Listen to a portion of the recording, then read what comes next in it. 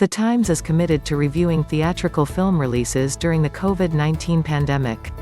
Because moviegoing carries risks during this time, we remind readers to follow health and safety guidelines as outlined by the Centers for Disease Control and Prevention and local health officials.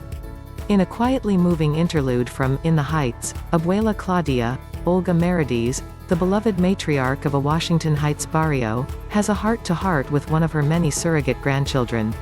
Nina Rosario, Leslie Grace, back home after a rough freshman year at Stanford, describes her sense of loneliness and alienation at a campus devoid of her usual community, something Claudia, who immigrated to New York from Cuba in 1943, knows a thing or two about.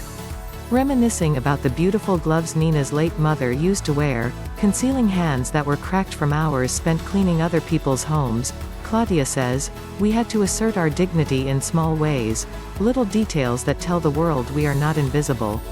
In the Heights, Jon M. Chu's jubilant new screen adaptation of the Tony-winning Lin-Manuel Miranda musical, partakes of Claudia's hard-earned wisdom and offers itself to the audience in the same hopeful, self-affirming spirit.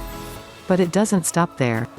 To call this movie assertive would be an understatement, to describe it as small would be a lie. At nearly 2.5 hours and with a terrific ensemble of actors singing, rapping, dancing and practically bursting out of the frame, In the Heights is a brash and invigorating entertainment, a movie of tender, delicate moments that nonetheless revels unabashedly in its own size and scale. That scale generally works to the movie's advantage, though not always.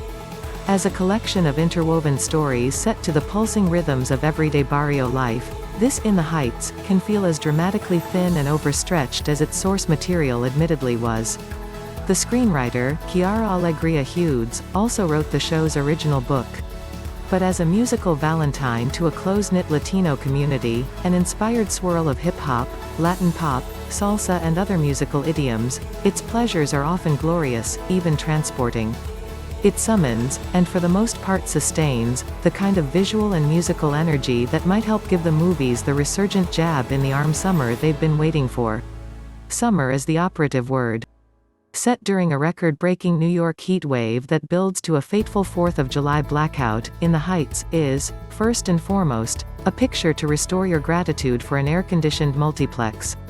After showing June 4th at the LA Latino International Film Festival and June 9th at the Tribeca Film Festival, the movie will be made available June 11th in theaters and on HBO Max.